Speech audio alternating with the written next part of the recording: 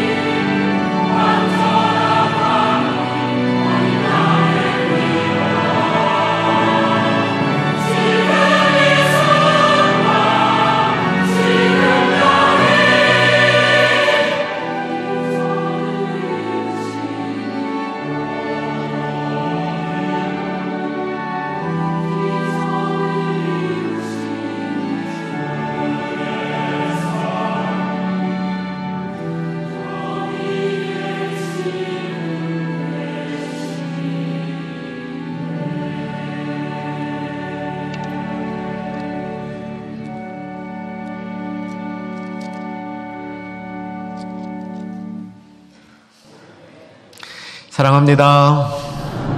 좌우 옆에 분에게 사랑과 축복의 인사 나눠주시기 바랍니다. 사랑합니다. 축복합니다.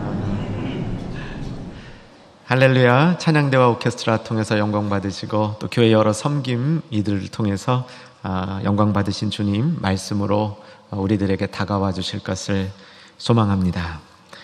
우리 모두의 기대는 우리 교회가 주님 보시기에 좋은 교회가 되는 것입니다. 그렇다면 좋은 교회를 어떻게 판단할 수 있을까요? 전통적인 방법은 좋은 교회에는 교회다운 표지가 있어야 된다라고 이야기를 합니다. 반드시 교회에 있어야 될 것을 표지라고 얘기하고 그것이 있을 때 좋은 교회다라고 진단을 하는 것이죠. 교회에 꼭 있어야 될 표지가 무엇인가? 그중 하나가 성례의 바른 집행이 있어야 된다라고 얘기합니다. 오늘 우리가 나눌 성찬 예식이 정기적으로 진행될 뿐만 아니라 정해진 규례에 따라서 진행되어야 하는 것이죠. 제가 예배와 예전을 가르치는 교수님하고 대화한 적이 있었습니다. 우리 같은 교단 교수님이신데 이분이 교단교회 한 100여 개를 중심으로 1년에 성찬 예식을 몇 번 하는지 조사를 했는데 조사한 표가 쭉 있었습니다. 2번 내지 3번이 90% 이상이었고요.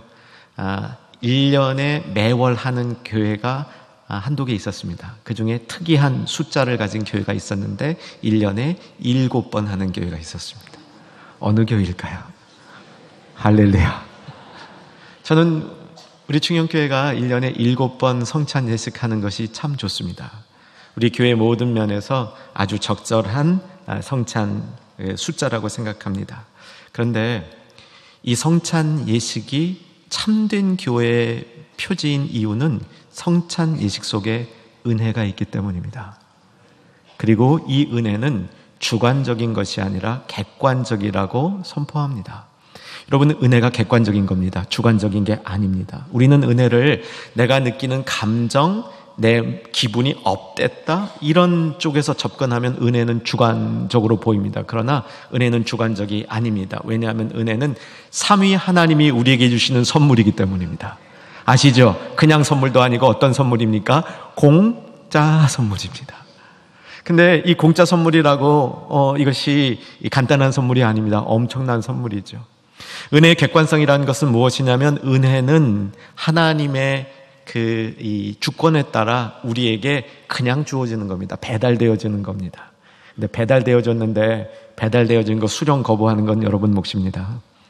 받아놓고 뜯지 않는 것도 여러분 몫입니다. 뜯어놓고 사용하지 않는 것도 여러분 몫입니다. 은혜는 분명히 배달되어져 있습니다. 그래서 은혜는 객관적인 거죠. 성찬 예식을 통해서 나눌 수 있는 은혜의 핵심은 무엇이냐면 예수님과 연합되어지는 겁니다. 참 어려운 개념인데요. 자꾸 듣고 때로 묵상해 보면 어느 순간에 이해가 됩니다. 예수님과 연합되어진다는 것이 무엇인가. 같이 있는 것도 포함되고 예수님과 교제하는 것도 포함되고 더 다양한 역동적인 의미가 포함되어 있는 것이 예수님과 연합되어져 있다, 그런 뜻입니다. 성찬에 임하는 은혜를 경험할 수 있기를 주의 이름으로 축원합니다. 근데 그 은혜를 받으려면 먼저 말씀에서 은혜를 받아야 됩니다. 말씀과 성찬은 쌍둥이와 같습니다. 성찬을 뭐라고 얘기하냐면 눈에 보이는 말씀이다, 이렇게도 표현합니다. 말씀의 은혜가 성찬의 은혜로 이어지는 것이지요. 오늘 말씀은 구약에 나타난 예수 그리스도에 관한 이야기입니다. 여러분, 예수 그리스도는 구약에도 나타납니다. 분명하게 나타나는 부분들이 있고 그림자처럼 나타나는 부분들이 있지만 구약의 중심도 예수님이십니다. 구약의 중심이 예수님이라는 것은 예수님 오실 것을 예언하는 부분이 많이 있기 때문이죠. 그런데 오늘 본문은 예수님 자신이 구약에 나타나는 모습으로 등장합니다. 23절과 24절을 보려고 하는데 같이 한번 오늘 말씀 피시고 23절과 24절 말씀 달아서 읽도록 합니다. 내가 한 목자를 그들 위에 세워 먹이게 하리니 그는 내 종 다윗이라. 그가 그들을 먹이고 그들의 목자가 될지라. 나 여호와는 그들의 하나님이 되고 내 종 다윗은 그들 중에 왕이 되리라. 나 여호와의 말이니라. 자, 에스겔서 34장입니다. 여태까지 에스겔서를 쭉 강해해 오고 있는데 그동안 강해했던 내용들을 좀씩 기억할 수 있으면 참 좋습니다. 에스겔서 초반부에는 어떤 말씀이 나오냐면 이스라엘 백성들이 몹시 타락한 것이었죠. 아마 기억날 겁니다. 이스라엘 백성들이 하나님 앞에 어떻게 되었다라고 정리될 수 있냐면 패역했다. 그리고 그 패역의 모습을 성전 안에 있는 네 글자 뭐였습니까? 우상숭배. 우리가 읽기만 해도 가증스럽죠. 그런 모습 때문에 하나님은 이스라엘 백성을 떠날 수밖에 없고 그것이 정당하다는 것을 보여주는 것이 에스겔서 처음 11장의 모습입니다. 드디어 에스겔서 9장부터 11장 사이에 보게 되면 하나님의 영광이 성전을 떠납니다. 그때 모습이 굉장했죠. 야, 그런 줄 알았으면 잘할걸. 야, 하나님의 영광이 저런 건 줄 알았으면 성전 속에 계실 때는 몰랐는데 그렇게 떠나는 영광이 그런 건 줄 알았으면 야, 저걸 어쩌자고 떠내보냈을까? 그런 거죠. 성전에서 영광이 떠나면서 이스라엘 백성에게는 아무 소망이 없었던 것으로 보이는 겁니다. 그런데 그때에도 그 안에 한 가닥의 소망이 있었습니다. 그래서 주는 메시지는 뭐냐면 하나님의 은혜는 끊이지 않는다. 왜냐하면 하나님이 그렇게 안 하겠다고 끊지 않겠다고 뭐 하셨기 때문에? 약속하셨기 때문에.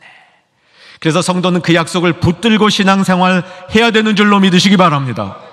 그래서 우리는 믿음 생활할 때 언약이 그 중심에 없다면 흔들리는 신앙이 되는 거죠. 우리가 흔들리지 않을 수 있는 것은 하나님이 우리와의 관계를 끊지 아니하시겠다 약속하셨기 때문인 것이죠. 오늘 본문에 보면 한 목자를 세우리라 라고 얘기합니다. 이것이 하나님이 회복을 일으키실 때 필수적으로 우리들에게 제공해 주시는 겁니다. 이 목자는 선한 목자죠. 그리고 이 목자를 누구라고 얘기하냐면 다윗이라고 얘기합니다. 신기하죠?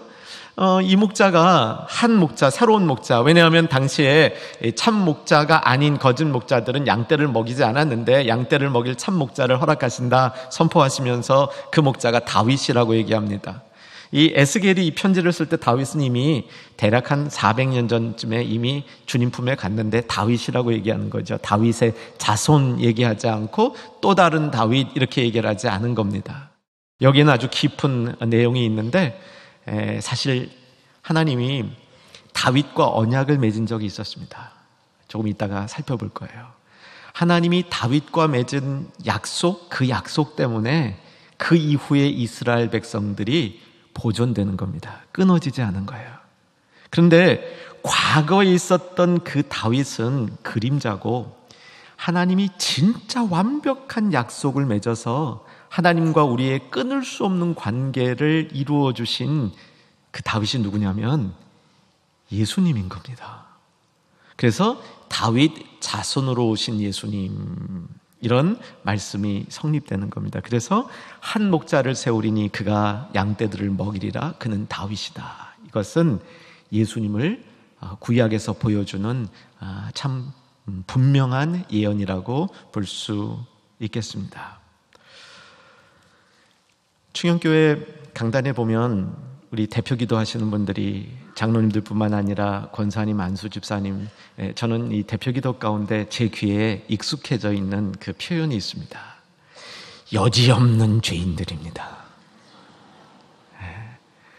사실 다른 교회에서는 그런 표현이 많이는 안 나와요. 근데 우리 충영교회에서는 반복적으로 나옵니다. 여지없는 죄인들. 맞습니다. 저는 그 기도가 옳은 기도라고 믿습니다. 우리는요, 여지없는 죄인입니다. 우리 죄인이 아닌 것 같아서 조금 노력해보고 살다 보면 정말 양심적으로 우리가 조금만 깨어서 우리를 살펴보면 우리가 여지없는 죄인인 것을 인정하지 않을 수 없다는 얘기입니다. 여러분, 이것은 중요한 신앙의 발판입니다. 우리의 문제는 뭐냐면 내가 죄인입니다 라고 말로는 고백하는데 실제로 이 말로 고백하는 죄인이라는 고백만큼 스스로 죄인인 것을 인정하지 않는 경우가 문제인 것이죠.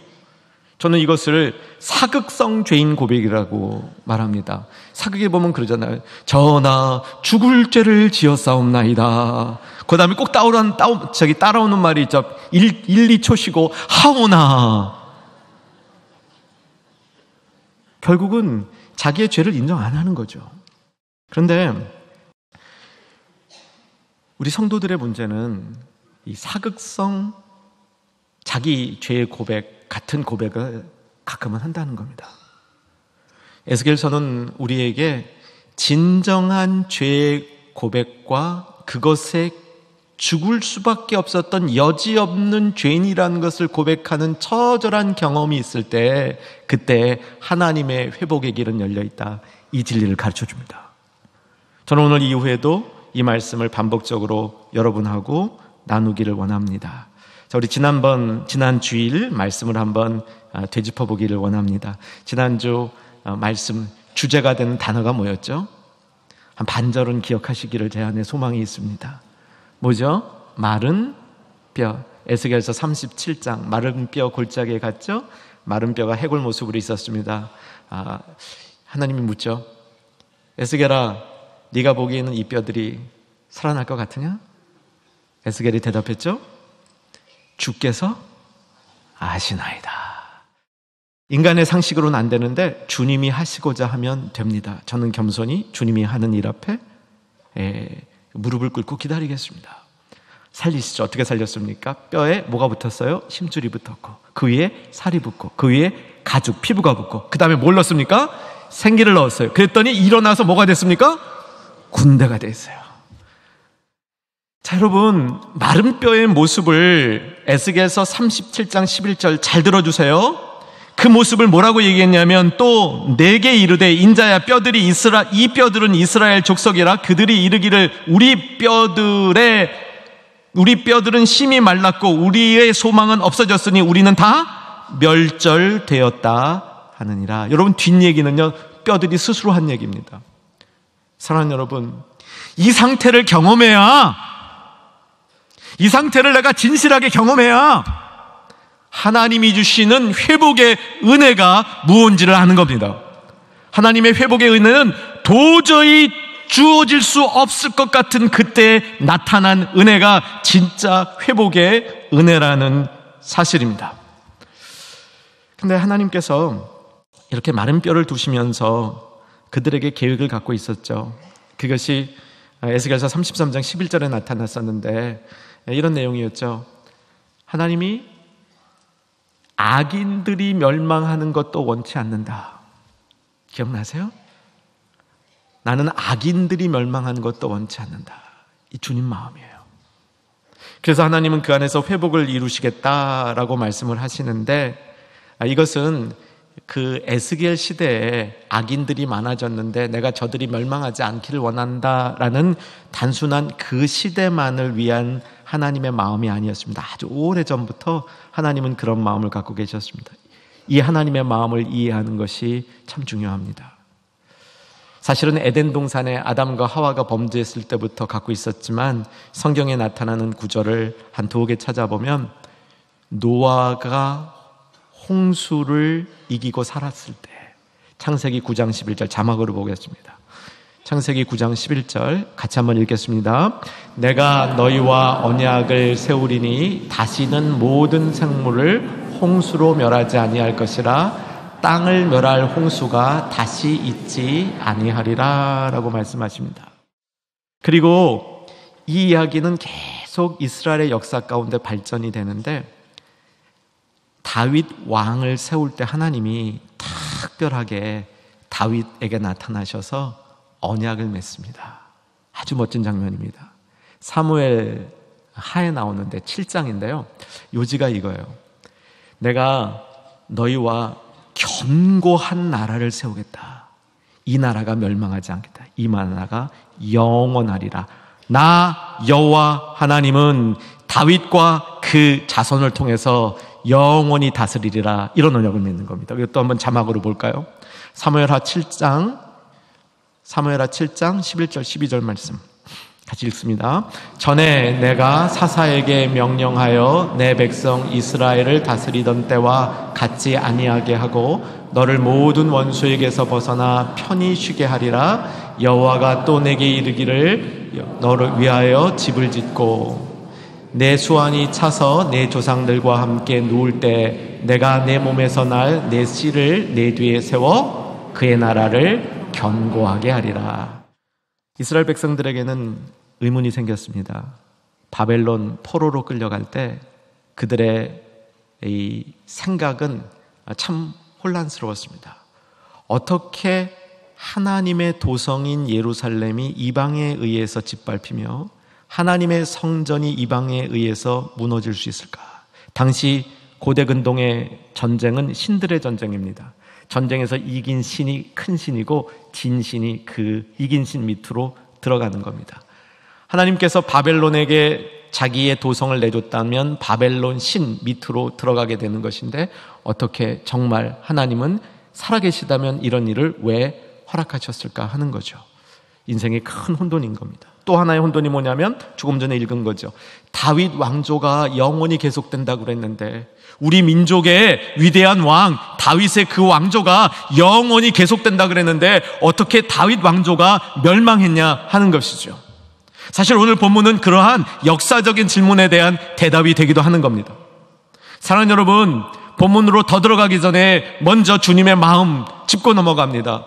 저와 여러분의 신앙이, 저와 여러분의 삶의 자리가 이러한 혼돈이 있다면, 하나님을 믿고 따르기에 내 마음속에 의심이 있다면 과연 하나님 계시는 겁니까?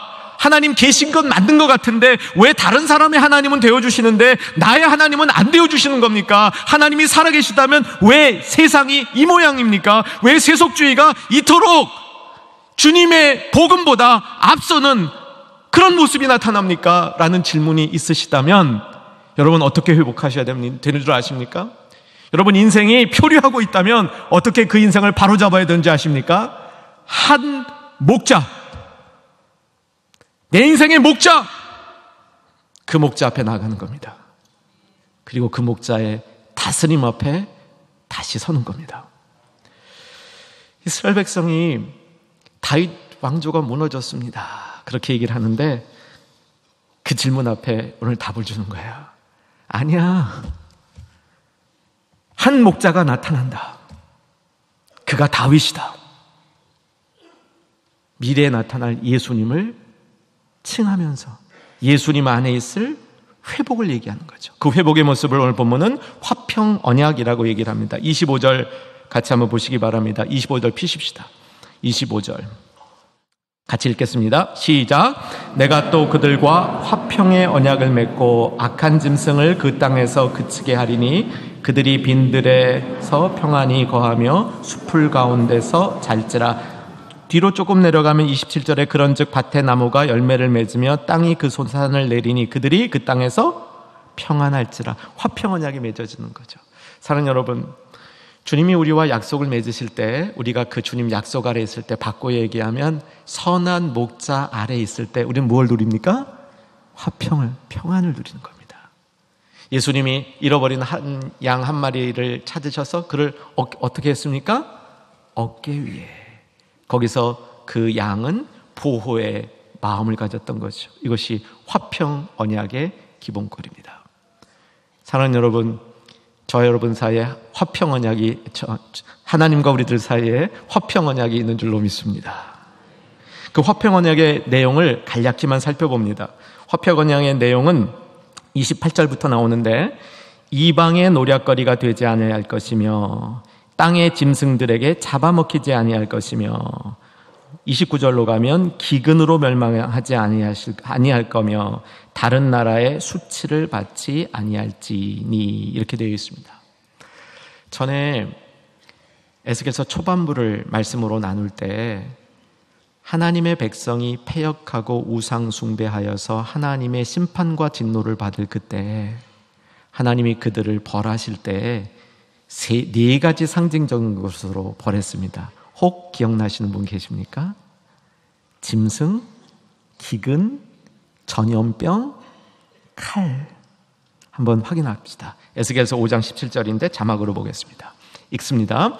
내가 기근과 사나운 짐승을 너희에게 보내 외롭게 하고 너희 가운데 전염병과 살육이 일어나게 하고 또 칼이 너희에게 임하게 하리라. 나 여호와의 말이니라. 이제 이런 것들 없다는 겁니다.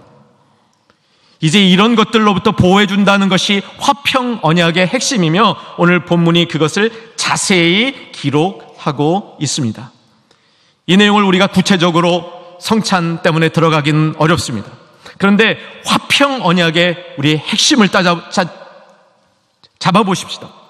하나님과 우리 사이의 화평 언약은 우리가 하나님을 따르는 백성이 되었을 때 하나님께서 우리를 지켜주시는 그 모습입니다. 하나님과 우리의 언약이 맺어질 때 그 언약의 속성을 잘 이해해 두실 수 있기를 원합니다. 하나님의 언약은 영원한 겁니다. 왜냐하면 하나님이 신실하신 분이고 변함이 없으신 분이시기 때문에 그가 우리와 맺은 언약은 변하지 않습니다. 그런데 그 언약 안에 뭐가 있냐면 조건이 있어요. 하나님이 다윗과 언약을 맺을 때 내가 너와 후손을 통하여 영원한 왕위를 주리라 라는 약속을 하시면서 그 중간 사이에 사무엘하 7장 14절을 보시면 자막 보셔야 됩니다. 나는 그에게 아버지가 되고 그는 내게 아들이 되리니 그가 만일 죄를 범하면 내가 사람의 매와 인생의 채찍으로 징계하려니와. 우리가 죄를 범하면 징계한다는 말이 있어요. 여러분, 하나님의 언약에 죄를 범해도 아무 하나님이 가만두시겠다 말씀하지 않은 겁니다. 죄를 범하면 어떻게? 인생 매와 사람 매와 인생 채찍으로 벌한다 그랬어요. 그런데 영원한 약속은 변하지 않는다는 거예요. 사랑하는 여러분, 우리가 주님의 언약 가운데 있다는 것을 믿는 것은 뭐냐면 우리가 주님의 언약 가운데 있기 때문에 더 열심히 더 기쁘게 주님 뜻을 따르며 그 길에 순종하며 주님의 뜻을 이루려고 자발적으로 기쁘게 살아가는 그 모습을 보이는 것이 하나님 언약 아래에 있는 참 목자 아래에 있는 양들의 모습이라는 겁니다. 이제 말씀을 최종적으로 정리합니다. 30절 봅니다. 30절 같이 읽겠습니다. 그들이 내가 여호와 그들의 하나님이며 그들과 함께 있는 줄을 알고 그들 곧 이스라엘 족속이 내 백성인 줄 알리라. 주 여호와의 말씀이라.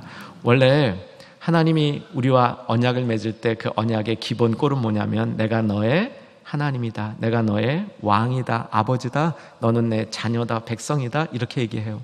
근데 오늘 30절에 보면 거기 한 표현이 더 들어가 있습니다. 그들과 함께 있는 줄을 알고. 이 히브리어로 뭐죠? 임마누엘. 여러분, 이 약속은 우리가 하나님의 백성으로 살아가는 길에 있어서 우리를 그냥 두지 아니하고 함께 있어서 도와주고 지켜주신다는 겁니다. 우리가 스스로 하나님의 백성 되는 길을 찾아가는 것이 아니고 함께 하시는 그 하나님이 우리와 동행의 약속을 주시는 건데 예수님 안에서 이것은 어떤 약속으로 바뀌냐면 내가 너희와 어떻게 함께 하리라? 항상 함께 하리라. 그냥 함께 하는 것도 모자라서 항상 함께 해준다는 것. 그러므로 우리는 하나님의 언약 아래에 있고 참 목자 아래에 있어서 기쁘게 그 언약 백성으로 언약 백성다운 모습으로 살아갈 때 그때 하늘의 복을 세상에 나누어주는 축복의 통로가 되는 겁니다. 아브라함에게 맺은 언약을 기억하십시다. 내가 너를 축복하는 자를 축복하고 너를 저주하는 자를 저주하리라. 이게 뭐냐면 내가 너와 항상 함께 있겠다는 약속입니다. 똑같은 약속입니다. 그러므로 우리는 이 약속 아래서 축복의 통로가 되는 겁니다. 기도하겠습니다. 살아계신 아버지 하나님, 말씀으로 언약이 무엇인지를 가르쳐 주신 주님, 이제 성찬으로 언약이 무엇인지를 경험할 수 있는 우리 모두 될 수 있도록 역사하여 주시옵소서. 예수님 이름으로 기도하옵나이다. 아멘. 다 같이 찬송가 228장 1절 4절 찬양하심으로 성찬 예식 거행하겠습니다.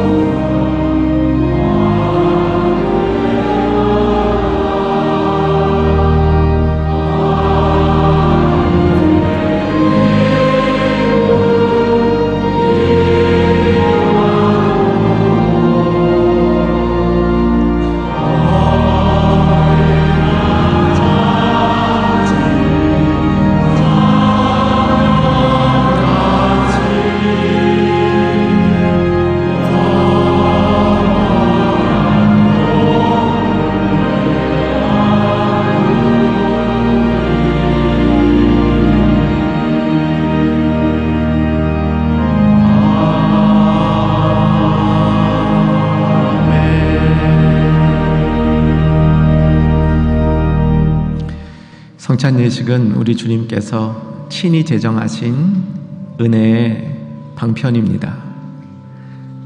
은혜는 객관적인 것입니다. 이미 이 시간에 우리 옆에 배달되어 있습니다. 그리고 그 은혜는 공짜이지만 값없이 준 것은 아닙니다. 성찬을 준비하기 위해서 가장 필요한 것은 깨끗한 심령입니다. 이 시간 생각과 말과 행동함으로 특별히 내가 모르고 지었던 죄들, 우리 안 깊숙이 있는 교만과 상처 때문에 가지고 있는 분노들, 이로 인하여 주변 사람들을 어렵게 했던 것들, 이런 모든 것들을 내려놓는 시간 되기 소원합니다. 저의 기도에 동참해 주시기 바랍니다. 살아계신 아버지 하나님, 인생이 무엇이간데 주께서 이처럼 사랑하셔서 독생자를 아낌없이 주시고 그 몸과 피의 능력으로 우리를 살려주신 것 감사합니다. 우리는 여지없는 죄인이고 실패할 수밖에 없지만 이제 언약을 붙들고 다시 서기를 소원합니다. 그러기 위해서 우리의 모든 부분들을 돌아보며 주님 마음에 조금이라도 들지 않는 것 있다면 이 시간 낱낱이 제거하여 주시옵소서. 소망합니다. 주 성령으로 역사하여 주시옵소서. 예수님 이름으로 기도하옵나이다. 아멘. 그는 멸시를 받아 사람들에게 버림받았으며 질고를 많이 겪었으며 간고를 아는 자라. 마치 사람들이 그에게서 얼굴을 가리는 것 같이 멸시를 당하였고 우리도 그를 귀히 여기지 아니하였도다. 그는 실로 우리의 질고를 지고 우리의 슬픔을 당하였거늘 우리는 생각하기를 그는 징벌을 받아 하나님께 맞으며 고난을 당한다 하였노라. 그가 찔림은 우리의 허물 때문이요 그가 상함은 우리의 죄악 때문이라. 그가 징계를 받음으로 우리는 평화를 누리고 그가 채찍에 맞음으로 우리는 나음을 받았도다. 형제자매 여러분, 우리가 가지고 있는 이 작은 떡은 예수님의 몸을 상징합니다. 우리가 믿음으로 이 떡을 나눌 때 이 몸은 진정한 예수님의 몸, 생명의 떡이 됩니다. 생명의 떡은 우리의 죽은 영혼을 살립니다. 그리고 우리의 연약한 자들을 일으키는 능력이 됩니다. 이제 우리의 믿음을 확인하고 고백하십시다. 예수는 나의 구주시요 나의 구원자시요 나의 주인이시다. 이 고백과 함께 떡을 나누겠습니다.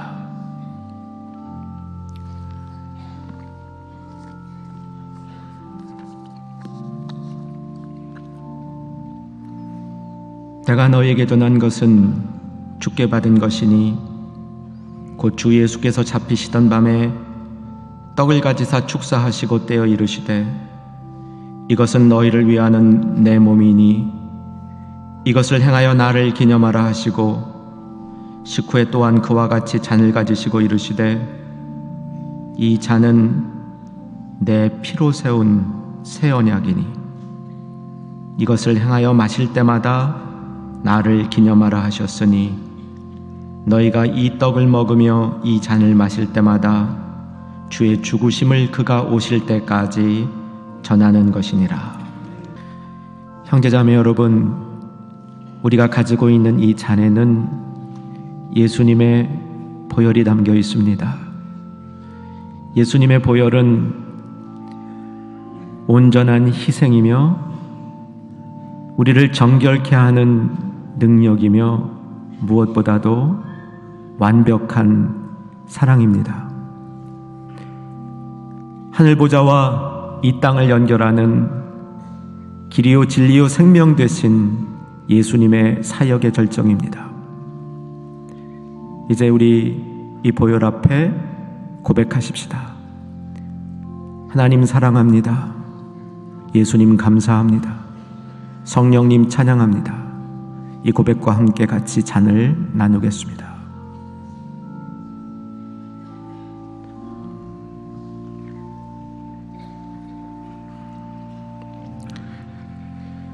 이 시간이 보혈의 능력에 의지하여서 그동안 나는 하나님 사랑을 표현할 수 없었습니다. 그런데 이 보혈의 능력 힘입어서 하나님이 나를 사랑하시는 것과 나를 붙드시는 것과 보호하시는 것과 인도하시는 그 언약의 내용을 믿고 이제 그것을 표현하며 살기를 소원합니다. 이런 결단이 지금 있으신 분들은 오른손 들어 펴 보시기 바랍니다. 들었던 손을 가슴에 올리시고 다른 분들은 가지런히 손을 모아 기도에 동참해 주시기 바랍니다. 살아계신 아버지 하나님, 우리들이 목자의 양인 것을 고백합니다. 말씀처럼 그 목자의 음성을 구별하여 들을 수 있는 능력을 주시고 그 목자의 길을 따라갈 수 있는 마음의 담대함을 주시고 믿음의 순종을 허락하여 주시옵소서. 주님을 인하여 기뻐하게 하시고 주님을 따라가게 하시고 무엇보다도 성령의 기름 부음이 있는 삶을 살 수 있도록 축복하여 주시옵소서. 그 기름 부음이 인생의 여러 가지 고난들을 이기게 하시고 우리 몸에 있는 질병들을 이기게 하시고 우리 주변에 깨어진 관계들을 이어 주시옵소서. 예수님의 존귀하신 이름으로 기도하옵나이다. 아멘. 이제 다 같이 일어서셔서 찬송가 635장 찬양합니다.